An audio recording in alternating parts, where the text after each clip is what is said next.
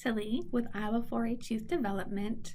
Face-to-face annual trainings are probably wrapping up around this time, so now is a good time before the summer chaos kicks in to check in on your volunteer and their training statuses via 4-H Online. So today we will walk through ways that you can do that in your office there at the county, and then also show you some additional resources that you can use to help your volunteers meet their training requirement.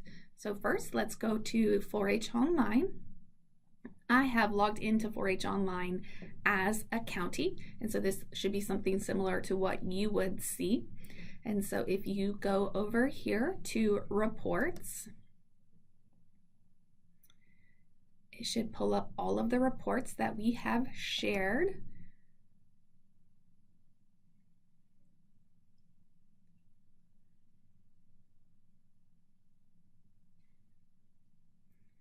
If you scroll down to the bottom,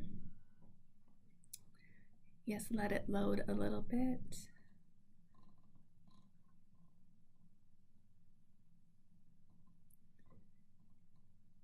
You will see a couple of options under volunteer. So if you go to volunteer training, you will need to run 3 reports to be able to get the information that you need.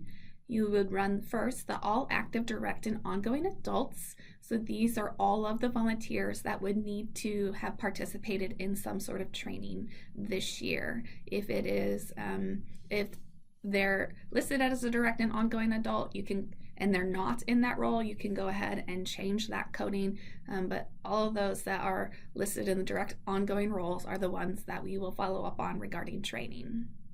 The next one you can run is annual training 2017-2018 4-H Builds Resilience, and that will show you the report for those that have been coded as attending face-to-face training, and also those that have completed the online training version if they were not able to attend the face-to-face. The third report is related to new volunteer training, and so anyone that has attended the face-to-face new volunteer training will come up in this report. And so you can go ahead and look through your active, direct, and ongoing adults and see if they're on either one of these lists. And if they are, that means they have met their training requirement for this year. If they're not, then you can go ahead and begin following up with them to get them to meet that requirement by July 1st, 2018. So you should have access to run all of these reports. I know in the past, Shelly has run these reports and shared them with you. It's likely that in June, she will run the reports and send them out to you so that we kind of have a sense on where everybody is at, so you can look for that in June. If you need assistance, your youth program specialist should be able to help you, or Shelly and I can help you here to try to figure out what information is in that report, or if it's not looking the way you think it should look, we can help get that figured out. A couple of other resources, as I mentioned, to help you in this process. If you have questions on how do you get them coded into 4-H Online as having completed one of the face-to-face trainings, we have some resources in my extension under 4-H Online help sheets for staff. If you scroll down, you will see a PDF for recording face-to-face volunteer trainings, and that will walk you step by step on how to get your volunteers into the system as having attended the face-to-face trainings, whether that's annual or new volunteer.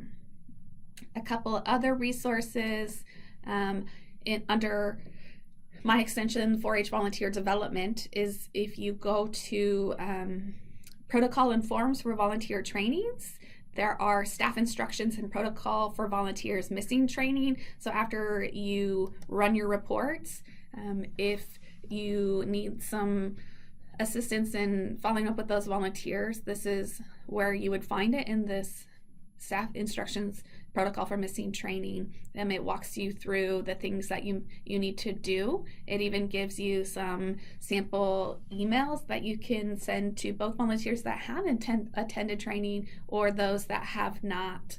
You can just copy and paste and drop it into your email. And then, so yeah, those are the ones that you can use to communicate with your volunteers. And just a reminder, it's July 1st, 2018.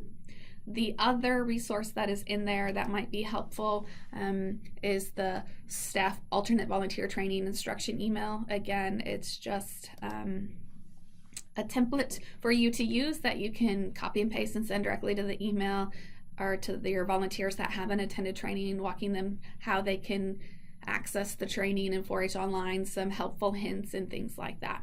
And so we have those resources for you. Again, as always, if you have any questions or you need any assistance, please don't hesitate to contact us, and we'll talk to you soon.